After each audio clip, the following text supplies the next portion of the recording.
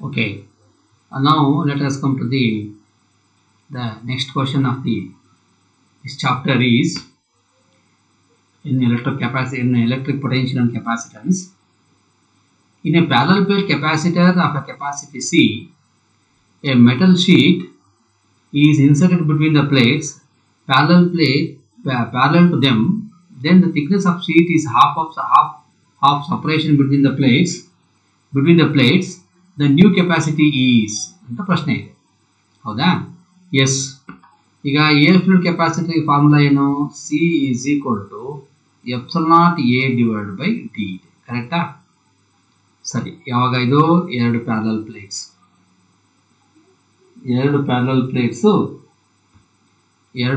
Plates ಹೀಗಿದೆ ಅಂತಂದ್ರೆ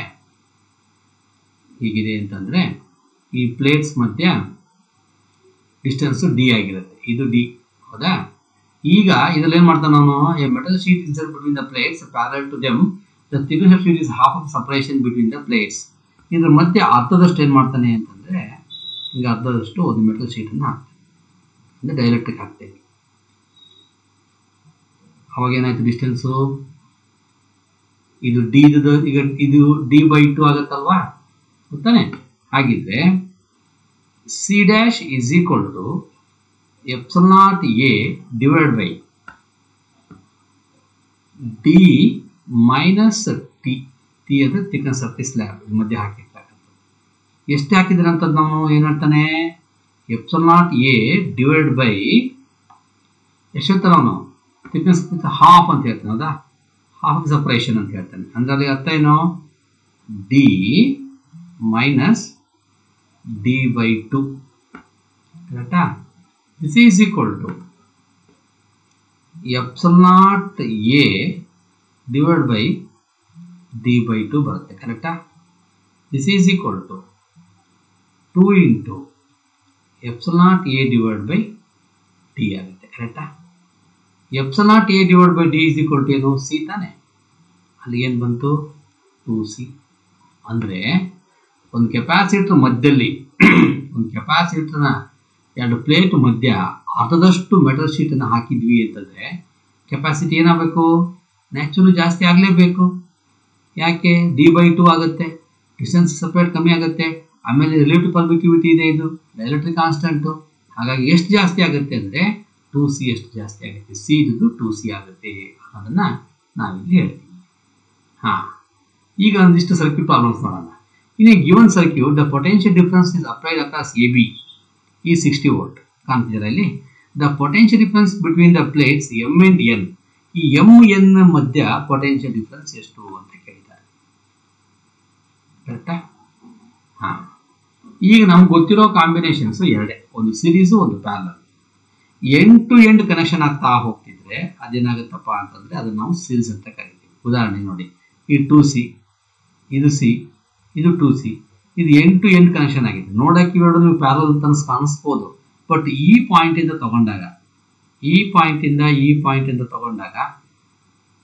ಹೀಗೆ ಬರುತ್ತಲ್ವಾ ಎಂಡ್ ಟು ಎಂಡ್ ಕನೆಕ್ಷನ್. ಇದು ಇನ್ನೊಂದು ದಾರಿ. ಅಂದರೆ ಒಂದು ಎಕ್ಸಾಂಪಲ್ ಕೊಡ್ತೇನೆ ನೋಡಿ ನಿಮಗೆ, ಹಾಗೆ ಸೀರೀಸು ಪ್ಯಾರಲಲ್ ಅನ್ನು ನೀವು ಜಡ್ಜ್ ಮಾಡಬೇಕು ಅಂತ. ಈಗ ನಿಮ್ಮ ಮನೆ ಇಲ್ಲಿದೆ ಅಂತ ಅನ್ಕೊಳ್ಳೋಣ, ಕಾಲೇಜ್ ಇಲ್ಲಿದೆ ಅಂತ ಅನ್ಕೊಳ್ಳೋಣ. ಅರ್ಥಾಯ್ತು ಹೇಳ್ತಿರೋದು? ನಿಮ್ಮ ಮನೆಯಿಂದ ಕಾಲೇಜಿಗೆ ಎಷ್ಟು ದಾರಿಗಳಿದ್ದಾವೆ? ಈಗ ಉದಾಹರಣೆಗೆ ಈ ರೋಡಲ್ಲೂ ಹೀಗೆ ಬಂದು ಬರ್ಬೋದು, ಈ ರೋಡಲ್ಲಿ ಹೀಗೆ ಬಂದು ಬರ್ಬೋದು, ಅಥವಾ ಇನ್ನೊಂದು ರೋಡಲ್ಲಿ ಹೀಗೆ ಬಂದು ಬರ್ಬೋದು. ಅಂದರೆ ನಿಮ್ಮ ಕಾಲೇಜಿಗೆ ಬರಲಿಕ್ಕೆ 3 ದಾರಿ ಇದ್ದಾವೆ. ಇವು 3 ಏನಪ್ಪ ಅಂದರೆ ಪ್ಯಾರಲಲ್. ಅದೇ ಒಂದು ದಾರಿ ಹೆಂಗಿರುತ್ತೆ ಅಂತಂದರೆ ಹೀಗಿರುತ್ತೆ, ಹೀಗೆ ಬರುತ್ತೆ, ಕೆಳಗೆ ಬರುತ್ತೆ, ಹಿಂಗೆಲ್ಲ ಬರುತ್ತೆ, ಹಿಂಗೆಲ್ಲ ಬಂದು ಕಾಲೇಜಿಗೆ. ಇಲ್ಲಿಂದ ಇಲ್ಲಿ ಒಂದು ಕೆಪಾಸಿಟರ್, ಇಲ್ಲಿಂದ ಇದೊಂದು ಕೆಪಾಸಿಟರ್, ಇಲ್ಲೊಂದು capacitor, end to end connect ಆಗ್ತಾ ಹೋಗುತ್ತೆ. ಈ ಎಂಡ್ ಟು ಎಂಡ್ ಕನೆಕ್ಟ್ ಆಗ್ತಾ ಹೋಗ್ತಿದ್ರೆ ಅದು ಸಿರೀಸ್. ನಿಮ್ಮ ಕಾಲೇಜಿಂದ ಮನೆಗೆ ಎಷ್ಟು ದಾರಿಗಳಿದಾವೆ ನೋಡಿ, ಇದು ಸೇರ್ಕೊಂಡು 4 ದಾರಿ ಆಯಿತು, ಅದು ಪ್ಯಾರಲಲ್. ಈ ಉದಾಹರಣೆ ನೋಡಿ, ಈಗ ಈ ಪಾಯಿಂಟ್ ತಗೊಂಡು ನಾವು ಅಂತಂದ್ರೆ ಒಂದು ದಾರಿ ಹೀಗೆ ಹೋಗಿ ಹೀಗೆ ಬಂದು ಇಲ್ಲಿ ಬರ್ಬೋದು. ಕರೆಕ್ಟಾ? ಒಂದು ದಾರಿ. ಇನ್ನೊಂದು ಇಲ್ಲಿಂದ ನೇರವಾಗಿ ಹಿಂಗೆ ಬರ್ಬೋದು ಅಂದರೆ 2 ಅಂದರೆ ಇವು 3 ಸಿರೀಸು ಇದು ಪ್ಯಾರಲ್.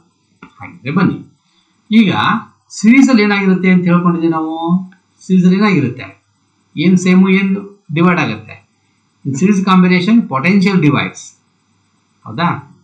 ಪೊಟೆನ್ಷಿಯಲ್ಲು ಏನಾಗಿರುತ್ತೆ ಡಿವೈಡ್ಸ್ ಆಗುತ್ತೆ, ಚಾರ್ಜು ಸೇಮ್ ಆಗಿರುತ್ತೆ. V is equal to V1 plus V2 plus V3 ಕರೆಕ್ಟಾ. Potential across the 2C, potential across the C, potential across the 2C. ಸರಿ, ನಿಮಗೆ ಇನ್ನೊಂದು ಫಾರ್ಮುಲಾ ಗೊತ್ತಿದೆ.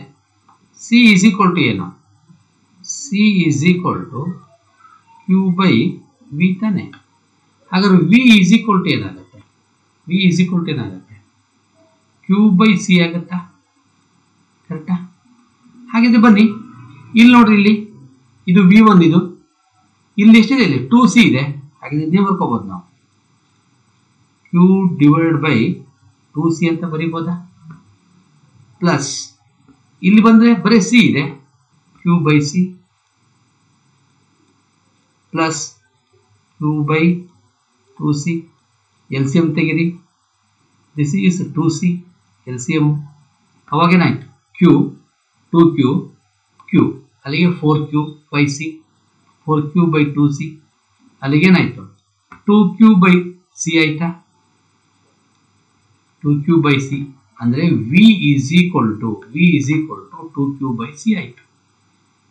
ಸರಿ, ವಿ ಎಷ್ಟು ಕೊಟ್ಟಿದ್ದಾರೆ ಅವರಲ್ಲಿ, ಪೊಟೆನ್ಷಿಯಲ್ ಡಿಫರೆನ್ಸ್ ಅಕ್ರಾಸ್ ದಿ ಸೇಮ್ಸ್ ಎಷ್ಟು ಕೊಟ್ಟಿದ್ದಾರೆ, ಎಷ್ಟಿದೆ ಅಲ್ಲಿ 60 ಇದೆ, ಹೌದಾ. ಹಾಗಿದ್ರೆ 60 is equal to 2Q by C ನ, Q by C is equal to 60 by 2 ನ, that is equal to 30 volt ಕರೆಕ್ಟಾ. ಇದೆಯಾ 30 ವೋಲ್ಟ್ ಇಲ್ಲಿ. ಅಂದರೆ ಕ್ಯೂ ಬೈ ಸಿ ಅಂದ್ರೆ ಯಾವುದಕ್ಕಿದೆ, ಕ್ಯೂ ಬೈ ಸಿ ಯಾವುದಕ್ಕೆ, ಬಿಟ್ವೀನ್ ಎಮ್ ಆ್ಯಂಡ್ ಎನ್ ಮಧ್ಯೆ ಎಷ್ಟಿದೆ, ಕ್ಯೂ ಬೈ ಸಿ ಇದೆ 30 ವೋಲ್ಟ್ ಅಂತ. ಇದು ಆನ್ಸರ್. ಅಕಸ್ಮಾತ್ ಬಿಟ್ವೀನ್ ದೀಸ್ 2 ಪಾಯಿಂಟ್ಸ್ ಕೇಳ್ಬಿಟ್ರಪ್ಪ ಅಂತ ಅನ್ಕೊಳ್ಳೋಣ, ಈ ಪಾಯಿಂಟು ಕೇಳಿ, ಅವಾಗ ಎಷ್ಟು ಬರೀತೀರಿ, ಅವಾಗ ಏನು ಬರೀತೀರಿ,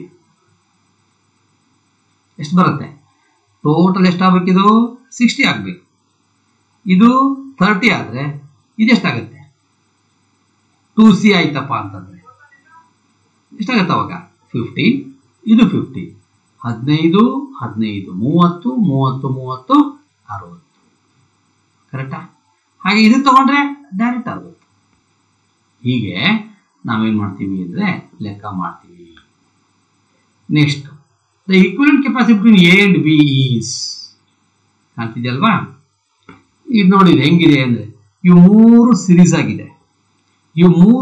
ಆಗಿದೆ, ಇವೆರಡು ಇರಲಿಲ್ಲ ಅಂದರೆ 3 ಸಿರೀಸ್ ಕನೆಕ್ಟ್ ಮಾಡಬಹುದಾಗಿತ್ತು. ಅದೇನು ಮಾಡಿದೆ, ಇಲ್ಲಿಂದ ಇಲ್ಲಿಗೆ ಇನ್ನೊಂದು ಕೆಪಾಸಿಟರ್, ಇಲ್ಲಿಂದ ಇಲ್ಲಿ ಕೆಪಾಸಿಟರ್ ಹಾಕಿದ್ದಾರೆ. ಹೋಲಿ ಇಲ್ಲಿಂದ ಇಲ್ಲಿಗೆ ಏನಾರ ಇದೆಯಾ, ಹಂಗೂ ಇಲ್ಲ, ಜಿಗ್ಜಾಗ್ ಶೇಪಲ್ಲಿ ಇದೆ. ಯಾವ ಸಿರೀಸು ಯಾವುದು ಪ್ಯಾರಲ್ ಅಂತ ಜಡ್ಜ್ ಮಾಡೋಕ್ಕೆ ಆಗಲ್ಲ.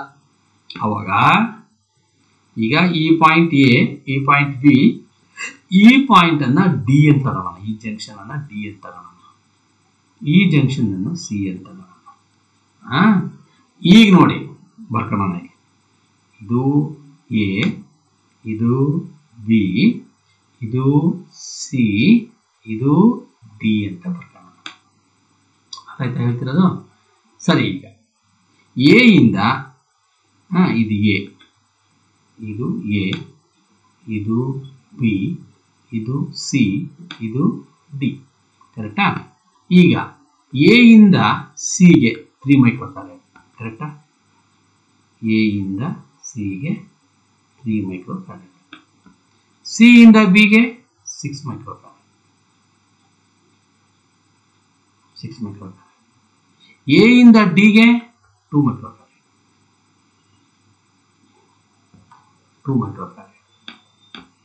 ಡಿ ಇಂದ ಬಿಗೆ 4 ಮೈಕ್ರೋಫ್ಯಾರಡ್. ಆಯ್ತಾ. ಡಿ ಇಂದ ಸಿಗೆ ಅಥವಾ ಸಿ ಇಂದ ಡಿಗೆ ಇದೆಯಲ್ಲ, ಡಿ ಇಂದ ಸಿಗೆ ಇಲ್ಲೊಂದು ಕೆಪಾಸಿಟಿ ಎಷ್ಟಿದು 5 ಮೈಕ್ರೋಫ್ಯಾರಡ್. ಇದು 5 ಮೈಕ್ರೋಫ್ಯಾರಡ್, ಇದು 3, ಇದು 6, ಇದು 2, ಇದು 4. ಈಗ ನೋಡಿ ಹೆಂಗ್ ಕಾಣಿಸುತ್ತೆ ನಿಮ್ಗಿದು. ನೆಕ್ಸ್ಟ್ ಚಾಪ್ಟರ್ ವಿಟ್ಸ್ಟೋನ್ ನೆಟ್ವರ್ಕ್ ತರ ಇದೆ. P/Q is equal to R/S ಅದು ಫಾರ್ಮುಲಾ. ಅಲ್ಲಿ P/Q is equal to R/S. ಹಾಗಿದ್ರೆ 3/6 is equal to 2/4. ಅಲ್ಲಿಗೆ 3 1s are 3 2s are 2 1s are 2 2s are. ಅಲ್ಲಿ ಏನಾಯ್ತು 1/2 is equal to 1/2. ಅಂದ್ರೆ the network is balanced. ಯಾವ ನೆಟ್ವರ್ಕ್ ಬ್ಯಾಲೆನ್ಸ್ ಆಗುತ್ತೆ? when current to the galvanometer is 0. ಅಂದ್ರೆ ಇದ್ರಲ್ಲಿ ಹೋಗ್ತಕ್ಕಂಥ ಕರೆಂಟ್ ಏನಾಗಿರ್ಬೇಕು? 0 ಆಗಿರ್ಬೇಕು. ಇದ್ರಲ್ಲಿ ಕರೆಂಟ್ ಹೋಗಲ್ಲ ಅಂದ್ರೆ ಈ ಕೆಪಾಸಿಟರ್ ಇದ್ರೂ ಅಷ್ಟೇ, ಇದ್ದಂಗಿದ್ರು ಅಷ್ಟೇ. ಯಾವುದು?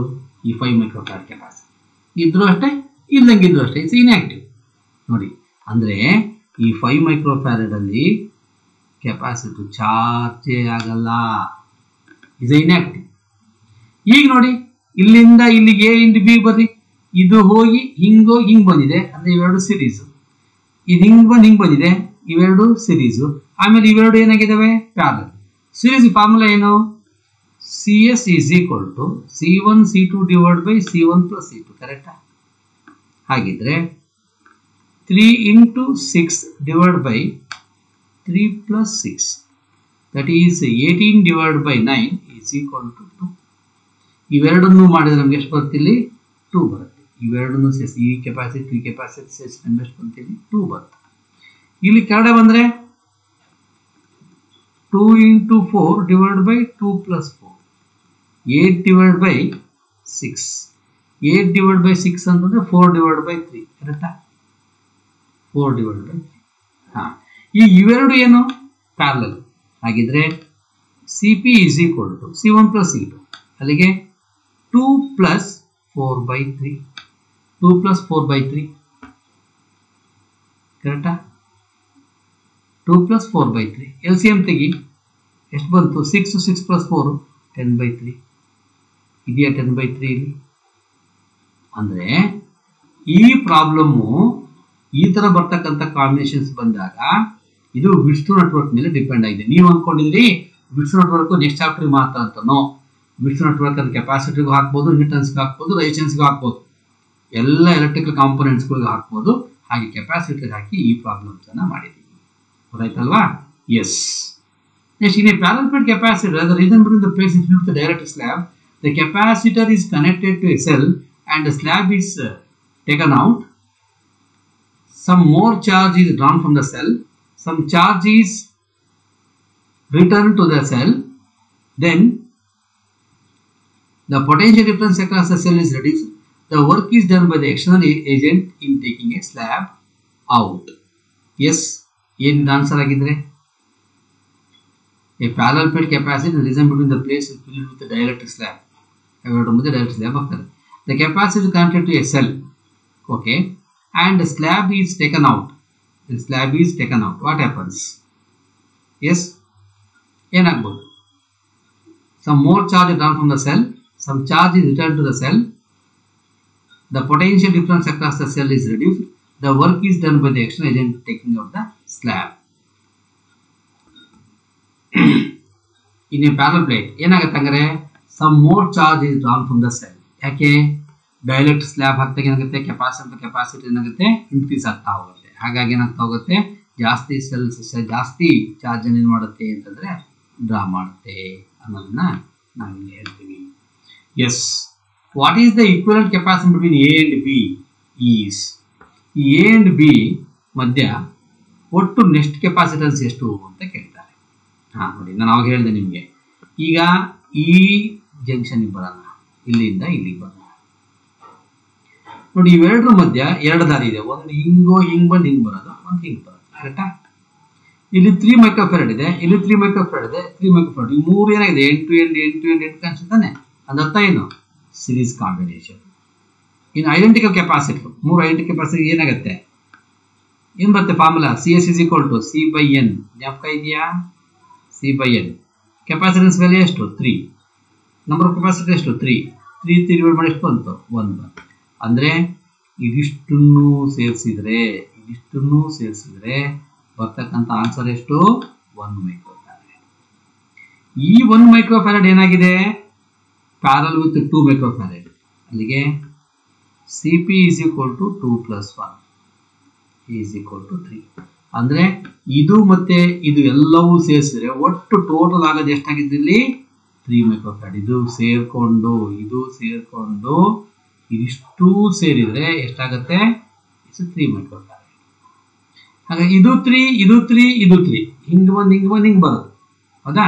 ಅವಾಗ ಎಷ್ಟಾಯ್ತು ಮತ್ತೆ 1 ಆಯ್ತು. ಆ 1 ಇದಕ್ಕೆ ಆ್ಯಡ್ ಆದ್ರೆ ಎಷ್ಟಾಗುತ್ತೆ 2 plus 1 ಎಷ್ಟಾಗುತ್ತೆ 3 ಆಗುತ್ತೆ. ಇದು 3 ಇದು 3 ಇದು 3 ಎಷ್ಟು ಬರುತ್ತೆ ಆನ್ಸರ್ 1 ಬರುತ್ತೆ. therefore 1 microfarad. ಅಂದ್ರೆ ಈ 3 ಕೆಪಾಸಿಟರ್ಸ್ ಅನ್ನ ಕನೆಕ್ಟ್ ಮಾಡಿದ್ರೆ ಬರೋ ವ್ಯಾಲ್ಯೂ ನೆಟ್ ವ್ಯಾಲ್ಯೂ ಎಷ್ಟು 1. ಆ 1 ಈ 2 ಗೆ ಪ್ಯಾರಲಲ್ ಆಗುತ್ತೆ. 2 plus 1 3 ಆಗುತ್ತೆ. ಮತ್ತೆ ಈ 3 3 ಸೇರಿಸಿ ಎಷ್ಟಾಗುತ್ತೆ 1 ಆಗುತ್ತೆ. ಆ 1 ಇದಕ್ಕೆ ಆಡ್ ಮಾಡಿ ಎಷ್ಟಾಗುತ್ತೆ ಮತ್ತೆ 3 ಆಗುತ್ತೆ. 3 plus 3 ಎಷ್ಟಾಗುತ್ತೆ ಮತ್ತೆ 1 ಬರುತ್ತೆ. ಹೀಗೆ ಬಹಳಷ್ಟು ರೀತಿಯ ಬೇರೆ ರೀತಿಯಾಗಿ ಸರ್ಕ್ಯೂಟ್ಸ್ ಗಳನ್ನ ನೀವು ಟೆಕ್ಸ್ಟ್ ಬುಕ್ ಗಳಲ್ಲಿ ನೋಡಬಹುದು. ಅವುಗಳನ್ನು ನೋಡಿಬಿಟ್ಟು ಪ್ರಾಕ್ಟೀಸ್ ಮಾಡಿ ಸಾಲ್ವ್ ಮಾಡಬೇಕು. The next one is electric current. Electric current ಅಲ್ಲಿ a copper wire of cross sectional area 2 millimeter square carries a steady current of 10 amp. The density of free electrons in the copper is 8 × 10⁻28 per meter cube. The drift velocity of electron is nearly ಅಂತ ಪ್ರಶ್ನೆ. ಇದು drift velocity question. Drift ವೆಲಾಸಿಟಿಗೆ formula ಏನು ಮತ್ತೆ ಇರೋದು I is equal to NEA into VD ಅಂತಿದೆ. ಕರೆಕ್ಟಾ? ಹಾಗಿದ್ರೆ drift velocity VD is equal to I divided by NEA ಬರುತ್ತಾ. I ಎಷ್ಟಿದೆ 10 amp ಇದೆ divide by number of electrons ಎಷ್ಟಿದೆ 8 into 10⁻28 into ಈ ವ್ಯಾಲ್ಯೂ ಎಷ್ಟು ಗೊತ್ತಲ್ಲ 1.6 into 10⁻⁻19 into area 2 millimeter square. 2 millimeter ಅಂದ್ರೆ ನಾವು 2 × 10⁻⁻6 ಇಷ್ಟು ಬಂತು. ಈಗ ಸಿಂಪ್ಲಿಫೈ ಮಾಡಬೇಕು. ಹೆಂಗ್ ಮಾಡಬೇಕು ದೊಡ್ಡ ಲೆಕ್ಕ ಇದೆ ನೋಡ್ರಿ. ಇಲ್ಲಿ 8 2s ಎಷ್ಟಾಗುತ್ತೆ 8 2s 16 ಸ್ಕ್ವೇರ್ ಆಮೇಲೆ 16 ಎಷ್ಟಾಗುತ್ತೆ 256. ಕರೆಕ್ಟಾ? ಅದಕ್ಕೆ ಸ್ಕ್ವೇರ್ ಗೊತ್ತಿರಬೇಕು ಅಂತೇಳಿ 10 ಡಿವೈಡ್ ಬೈ ಇದೊಂದು ಪಾಯಿಂಟ್ ಇದೆ ಅಲ್ಲಿಗೆ 25.6 ಆಯ್ತು. ಇರಲಿ ಪವರ್ಸ್ ಎಲ್ಲ ಆಮೇಲೆ ನೋಡ್ಕೊಳ್ಳೋಣಂತೆ. 25.6 ಆಯ್ತು. ಕರೆಕ್ಟಾ? ಈಗ 10 ಡಿವೈಡ್ ಬೈ 25 ಮಾಡೋದು ಸ್ವಲ್ಪ ಕಷ್ಟ. ಯಾವಾಗಲೂ ಅಷ್ಟೇ ಡಿನಾಮಿನೇಟರ್ ವ್ಯಾಲ್ಯೂ ಕಡಿಮೆ ಇದ್ದಾಗ ಭಾಳ ಕಷ್ಟ ಆಗುತ್ತೆ. ಇದು 100 ಅಂತ ಅನ್ಕೊಳ್ಳಿ. 100 ಡಿವೈಡ್ ಬೈ 25 ಮಾಡಿದ್ರೆ 4 ಬರುತ್ತಲ್ವಾ? ಗ್ಯಾರಂಟಿ ಇಲ್ಲ 4 ಬರುತ್ತೆ. 4 ನೋಡ್ರಲ್ಲಿ ಎಷ್ಟಿದೆ ಇಲ್ಲೊಂದು 4 ಇದೆ ಇಲ್ಲೊಂದು 4 ಇದೆ.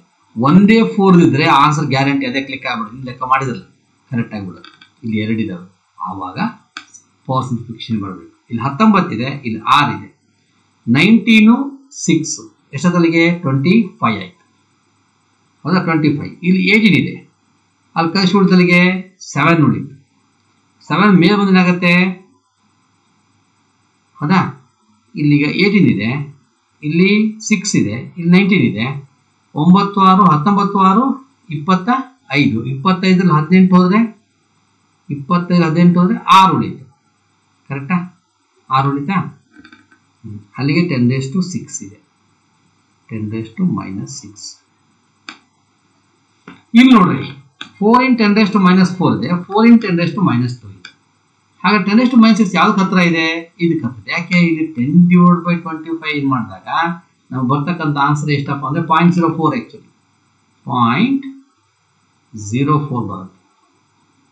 ಪಾಯಿಂಟ್ ಶಿಫ್ಟ್ ಮಾಡಿದ್ವಿ ಅಂತಂದರೆ 4 × 10⁻⁻4 ಇದು answer.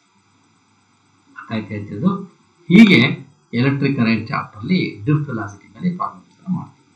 A wire of resistance 2 ohm is stretched uniformly so that its length is tripled. The new resistance of the wire is how? ಒಂದು ಯೂನಿಫಾರ್ಮ್ ವೈರ್ ಇದೆ ಹಿಂಗೆ ಇದನ್ನ ಹಿಂಗೆ ಸ್ಟ್ರೆಚ್ ಮಾಡ್ತೀವಿ. ಹಿಂಗೆ ಎಳೆದಾಗ ಏನಾಗುತ್ತೆ ಲೆಂತ್ ಜಾಸ್ತಿ ಆಗುತ್ತೆ, at the same time area per section ಆಗುತ್ತೆ ಕಡಿಮೆ ಆಗುತ್ತೆ. ನಿಮಗೆ ಗೊತ್ತಿದೆ formula R is equal to rho L divide by A. Length ಜಾಸ್ತಿ ಆಯಿತು, ಏರಿಯಾ ಪರ್ ಸೆಕ್ಷನ್ ಕಡಿಮೆ ಆಯಿತು ಅಲ್ವಾ, ಗೊತ್ತಾನೆ? ಹಾಗಿದ್ರೆ uniformly stretched for length is tripled, 3 ಪಟ್ಟು ಜಾಸ್ತಿ ಆಗುತ್ತೆ ಲೆಂತ್. ಹಾಗೆ ನ್ಯೂ ರೆಸಿಸ್ಟೆನ್ಸ್ ಏನು? ಈಗ ಬರೀ ಲೆಂತ್ ಜಾಸ್ತಿ ಆಗಿ ಇದು ಹಂಗೆ ಇದ್ದರೆ ಇದು 3 ಪಟ್ಟು ಇದು 3 ಪಟ್ಟು ಅಂತ ಹೇಳ್ಬೋದಾಗಿ. ಇಲ್ಲಿ ಲೆಂತ್ ಜಾಸ್ತಿ ಆದ ತಕ್ಷಣ ಕರೆಸ್ಪಾಂಡಿಂಗ್ ಏನಾಗ್ಬಿಡುತ್ತೆ, ಏರಿಯಾ ಪರ್ ಸೆಕ್ಷನ್ ಚೇಂಜ್ ಆಗ್ಬಿಡುತ್ತೆ. ಅದಕ್ಕೆ 2 ಇಕ್ವೇಷನ್ ಬರ್ಕೋಬೇಕು. R1 is equal to rho L1 divided by A1, R2 is equal to rho L2 divided by A2 ಅಂತ ಬರ್ಕೊಂಡು ಸಿಂಪ್ಲಿಫೈ ಮಾಡಿ ಫೈನಲ್ಗೆ ಒಂದು ಆನ್ಸರ್ ಬರುತ್ತೆ. ಅದೇನು ಅಂತಂದ್ರೆ ಜ್ಞಾಪಕ ಇಟ್ಕೊಳ್ಳಿ, the new resistance R dash is equal to N square into R. ಇದು ಫಾರ್ಮುಲಾ, N square into R ಇದು ಫಾರ್ಮುಲಾ. ಇದು ಇನ್ ಕೇಸ್ ಯೂನಿಫಾರ್ಮ್ಲಿ ಸ್ಟ್ರಚ್ ಮಾಡಿದ್ವಿ ಅಂತಂದ್ರೆ the new resistance R dash is equal to N square into R. Yes, ಈಗ ಮಾಡೋದು ಸ್ವಲ್ಪ. ಇದು ರೆಡಿ ಫಾರ್ಮುಲಾ. ಇದು ನಾನು ಹೆಂಗೆ ಮಾಡಬೇಕು ಅಂತ ಹೇಳಿ ನಿಮಗೆ. R1 is equal to rho L divided by A1, R2 is equal to rho L2 divided by A2 ಅಂತ ಹಾಕಿ ಡಿವೈಡ್ ಮಾಡಿ ಫೈನಲ್ ಸಿಂಪ್ಲಿಫೈ ಮಾಡಿದಾಗ ನಿಮ್ಗೆ ಇಂಥ ಒಂದು ಆನ್ಸರ್ ಬರುತ್ತೆ. ಇದು ರೆಡಿ ಆನ್ಸರ್ ನಿಮ್ಗೆ ಹೇಳ್ತೀನಿ. ರೆಡಿ ಆನ್ಸರ್ CD ಬಳಸಬೇಕು. ಟ್ರಿಬಲ್ಡ್ ಅಂತ ಹೇಳಿದರೆ 3 ಸ್ಕ್ವೇರ್ ಇಂಟು R ಎಷ್ಟು 2 ಓಮ್, ಅಲ್ಲಿಗೆ 18 ಓಮ್ ಇದೆಯಾ, 18 ಓಮ್ ಬರೀಬೇಕು.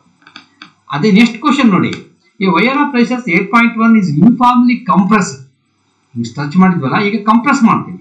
ಕಂಪ್ರೆಸ್ ಮಾಡಿದಾಗ ಏನಾಗುತ್ತೆ, ಲೆಂತ್ ಕಡಿಮೆ ಆಗುತ್ತೆ, ಏರಿಯಾ ಆಫ್ ಸೆಕ್ಷನ್ ಆಗುತ್ತೆ ಜಾಸ್ತಿ ಆಗುತ್ತೆ, ಆವಾಗೂ ರೆಸಿಸ್ಟೆನ್ಸ್ ವೇರಿ ಆಗುತ್ತೆ. ಆ ನ್ಯೂ ರೆಸಿಸ್ಟೆನ್ಸ್ಗೆ ಫಾರ್ಮುಲಾ ಇಲ್ಲೂ ಹಂಗೆ ಹೇಳ್ಕೊಡ್ತೀನಿ. R dash is equal to R by n to the power of 4. R divided by n to the power of 4 ಅಂತ ಬರುತ್ತೆ ಫಾರ್ಮುಲಾ. ಇದು ರೆಡಿ ಫಾರ್ಮುಲಾ ಇಟ್ಕೊಳ್ಳಿ ಫಾರ್ಮುಲಾನ. ಕಂಪ್ರೆಸ್ ಮಾಡಿದಾಗ ಇದು, ಸ್ಟ್ರೆಚ್ ಮಾಡಿದಾಗ ಅದು. R is equal to 8.1 divided by 3. Triple ತಾನೆ ಇದು, ರೇಡಿಯಸ್ ಇಸ್ ಟ್ರಿಬಲ್ಡ್ ಅಂತ ಹೇಳ್ತಾರೆ. 3 to the power of 4. 3 to the power of 4 ಅಂದರೆ 8.1 divided by 81, that is equal to 0.1. The answer is 0.1.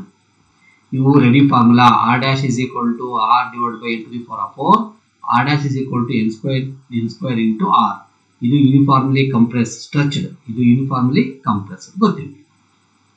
Masses of 3 wires of copper are in the ratio of 1:3:5 and their lengths are in the ratio of 5:3:1. The ratio of the electrical resistance is, ನೋಡಿ ಅಂತ ವಿಚಿತ್ರ ಬಿಡುತ್ತೆ problem. ನಮ್ಗೆ ಗೊತ್ತಿರೋದೇನು formula, R is equal to rho L divided by A ಅಂತ ನಮ್ಗೆ ಗೊತ್ತಿದೆ. ಅಂದ್ರೆ ನಮ್ಗೆ ಗೊತ್ತಿರೋದು the resistance depends upon the length of the wire and area of cross section and resistivity of the material ಅಂತ ನಮ್ಗೆ ಗೊತ್ತಿದೆ. ನಾವು ಎಲ್ಲೂ ಓದಿಲ್ಲ ಕ್ಲಾಸಲ್ಲಿ ಮಾಸ್ಗೆ. ಈಗ ಮಾಸ್ ತರಬೇಕು. ಈಗ ಇಲ್ಲಿ ನೋಡಿ, ಇಲ್ಲಿ ಹೆಂಗೆ ಕೊಟ್ಟಿದ್ದಾನೆ ಅವನು, ಮಾಸ್ ಕೊಟ್ಟಿದ್ದಾನೆ, ಮಾಸಸ್ ಆಫ್ 3 ವೈರ್ಸ್, ಲೆಂತ್ ಕೊಟ್ಟಿದ್ದಾನೆ. ಇಲ್ಲಿ ನಮಗೆ ಇಲ್ಲ, ಮಾಸ್ ಇಲ್ಲ. ಹೆಂಗೆ ಮಾಡಬೇಕು, ಅದಕ್ಕೆ ಒಂದೇ ದಾರಿ ಇರೋದು, density. Density is equal to mass by volume. ಕರೆಕ್ಟಾ? Density is equal to mass by volume. Mass divide by volume ಅಂತ ಬರಿಬೋದು ನಾವು. ಲೆಂತ್ ಇಂಟು ಏರಿಯಾ ಅಂತ ಬರಿಬೋದಾ? ಏರಿಯಾ ಈಗ length into breadth into height ಇದೆ. ಲೆಂತ್ ಇಂಟು ಬ್ರೆಡ್ತ್ ಮಾಡಿ height area ಬರುತ್ತೆ, ಇನ್ನೊಂದು ಹೆಚ್ಚು ಉಳಿಯುತ್ತೆ. ಅಂದರೆ ಲೆಂತ್ ಇಂಟು ಏರಿಯಾ ಅಂತ ಬರೋದು. ಇದನ್ನು ಮೇಯರ್ಸ್ ಈಕ್ವೇಷನ್ಸ್ ಅಲ್ಲಿ ಯೂಸ್ ಮಾಡಿದ್ವಿ. ಏರಿಯಾ ಆಫ್ ದಿ ಪಿಸ್ಟನ್ ಅನ್ನು ಹೇಳಬೇಕು, ವ್ಯಾಲ್ಯೂಮ್ ಆಫ್ ದಿ ಸಿಲಿಂಡರ್ ಹೇಳಬೇಕಾದ್ರೆ ನೀವು ಅದು ಪಿಸ್ಟನ್ ಏರಿಯಾ ತಗೋಬೇಕಾಗುತ್ತೆ. ಅವಾಗ ಎಲ್ ಇಂಟು ಅಂತ ಮೇಯರ್ಸ್ ಈಕ್ವೇಷನ್ ಫಸ್ಟ್ ಕ್ವೀಷನ್ ಅಲ್ಲಿ ಬೇಡ. Volume is equal to L into A, length into area of cross section. ಇದನ್ನು ಇಲ್ಲಿ ಹಾಕಿ ಅವಾಗ ಏನಾಗುತ್ತೆ, R is equal to rho L divided by, ಇಲ್ಲಿ ಮುಗಿಸ್ಬಿಡೋಣ. ಇಷ್ಟು ಬಂತ. ಹಾಗಿದ್ರೆ ಏರಿಯಾ ಈಸ್ ಈಕ್ವಲ್ ಟು ಏರಿಯಾನ ಈ ಕಡೆ ತಗೊಂಡ್ಬನ್ನಿ. Area is equal to mass divide by L into density. ಕರೆಕ್ಟಾ? ಗೊತ್ತಾನೆ? ಹಾಂ. ಆದರೆ ಒಂದೇ ವೈರ್ ಆಗಿರೋದ್ರಿಂದ ಡೆನ್ಸಿಟಿ ಏನಾಗಿರುತ್ತೆ, ಸೇಮ್ ಆಗಿರುತ್ತೆ. ಡೆನ್ಸಿಟಿ ಏನಾಗಿರುತ್ತೆ, ಸೇಮ್ ಆಗಿರುತ್ತೆ. ಹೌದಾ? ಹಾಗಿದ್ರೆ A directly proportional to M/L ಅಂತ ಕರಿಬೋದಾ? ಯಾಕೆ? Density of the wire same, ಒಂದೇ ವೈರ್ ಅದು. Mass of 3 wires of copper are in the ratio of their length are the ratio of 3:5. ಹೌದಾ? 3 wires ಕಾಪರ್, 3 ಕಾಪರ್ನ ಕಾಪರ್ ಡೆನ್ಸಿಟಿ ಒಂದೇ ಆಗಿರುತ್ತೆ. ಹಾಗೆ ಡೆನ್ಸಿಟಿ ಬಿಟ್ಟರೆ A directly proportional to M/L ಬಂತ. ಇಲ್ಲಿ ಹಾಕಿ, ಎ ಇದ್ದಲ್ಲಿ ಹಾಕಿ. ಎ ಇದ್ದಲ್ಲಿ ಏನು ಮಾಡೋಣ, M/L ಹಾಕೋಣ. ಏನು ಬಂತ ಅವಾಗ? R is equal to rho into L square divided by M ಬಂತು. ಅಲ್ಲಿಗೆ ಅರ್ಥ ಏನಾಗಿದ್ರೆ R directly proportional to L square divided by M.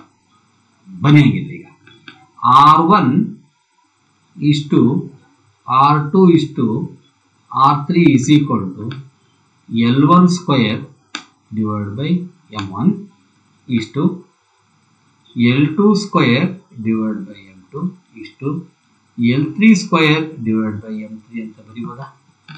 L1 square length ಎಲ್ಲಿದೆ, ratio of length. L1 square 5 square 25 divide by mass ಎಷ್ಟು 1 ಇಷ್ಟು L2 3 square 9/3 ಇಷ್ಟು L3 1 divide by 5. ಕರೆಕ್ಟಾ? 25 ಇಷ್ಟು ಏನು ಬಂತು ನಮಗೆ ಅಲ್ಲಿ? 25 ಇಷ್ಟು ಬಂತಾ? ನೆಕ್ಸ್ಟು 9/3 ಬಂತಾ? 1:5 ಬಂತು. ಅಲ್ಲಿಗೆ ಏನು ಬರುತ್ತೆ ಆನ್ಸರ್ ನೋಡಿ. ಈಗ 5 3 ಇದೆ. ಅಲ್ಲಿಗೆ 125 ಇಷ್ಟು 15 ಇಷ್ಟು 1 ಬರುತ್ತಾ? ಇದೆಯಾ ಆನ್ಸರ್? 125 ಇಷ್ಟು 15 ಇಷ್ಟು 1. ಅಂದರೆ ನಾವು ಈ ಪ್ರಾಬ್ಲಮಲ್ಲಿ ಏನು ಮಾಡಿದ್ವಿ ಅಂತಂದರೆ, ಇದು ಡೈರೆಕ್ಟ್ ಆಗಿಲ್ಲ, ಇಂಡೈರೆಕ್ಟ್ ಸಬ್ಸ್ಟಿಟ್ಯೂಷನ್ ಇದು. ಈಗ ನಮಗಿಲ್ಲಿ ಮಾಸ್ ಬಂದಿರೋದ್ರಿಂದ ನಾವೇನು ಮಾಡ್ಕೊಂಡ್ವಿ, ಡೆನ್ಸಿಟಿನ ಬಳಸ್ಕೊಂಡು ಮಾಸಿಗೆ ಆಲ್ಟರ್ ಮಾಡ್ಕೊಂಡ್ವಿ. ಇದು ಭಾಳ ಇಂಪಾರ್ಟೆಂಟು, ಜ್ಞಾಪಕ ಇರಲಿ. ಇಂಥ ಪ್ರಶ್ನೆಗಳು ಭಾಳ ಬರ್ತವೆ. ಇದು ರೇಷಿಯೋ ಪ್ರಾಬ್ಲಮ್ಮು ಸರಿ, L3 ಪ್ರಾಬ್ಲಮ್ಮು 3 ರೇಷಿಯೋ ಕೊಟ್ಟರೆ ಮಾಡಿಬಿಟ್ಟಿವಿ. ನಾಳೆ ಪ್ರಾಬ್ಲಮಲ್ಲೇ ಕೊಟ್ಬಿಟ್ಟು ಲೆಂಗ್ತ್ ಕೊಟ್ಟು ಮಾಸ್ ಕೊಟ್ಟು ರೆಸಿಸ್ಟಿವಿಟಿ ಕೊಟ್ಟು ರೆಸಿಸ್ಟೆನ್ಸ್ ಕ್ಯಾಲ್ಕುಲೇಟ್ ಮಾಡು ಅಂದರೆ ಅವಾಗ ನೀವು ಬರ್ಕೋಬೇಕು. ಈ ಫಾರ್ಮಲ್ ಬರ್ಕೊಳಕ್ಕೆ ಬರಲ್ಲ. ಅವಾಗ ನೀವು ಬರೀಬೇಕು R is equal to rho into L square. R is equal to rho into L square by M formula ಲೆಕ್ಕ ಮಾಡಬೇಕು. Yes. Let us move on to the next question. Given 3 equal resistances, how many combinations of these resistances are possible? ಇದು actually ಈಗ deleted portions ನಮ್ಮ States deleted portions ಅಲ್ಲಿ ಹಾಕಿದ್ದಾರೆ. ಆದರೆ competitive exam ಅವೆಲ್ಲ ಬರಲ್ಲ. ನಾನು ಪಾಠ ಮಾಡಿದ್ದೀನಿ. ಹಾಗಾಗಿ ನೀವು ಇದನ್ನು ಕೇಳಿ. 3 equal resistances, how many combinations? 3 equal resistances ಬರ್ತಪ್ಪ. ಎಷ್ಟು ಕಾಂಬಿನೇಷನ್ ಮಾಡ್ಬೋದು ನೀನು?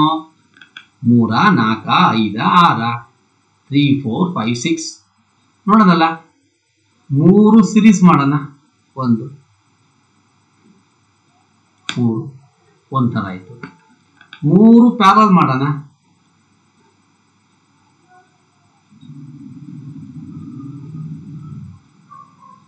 3 ಸೀರೀಸ್ 3 ಪ್ಯಾರಲ್ 2 ಥರ ಆಯಿತು.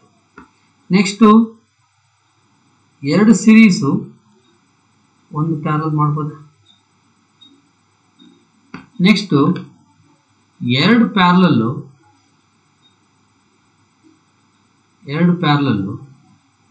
1 ಸೀರೀಸ್ ಮಾಡ್ಬೋದಾ?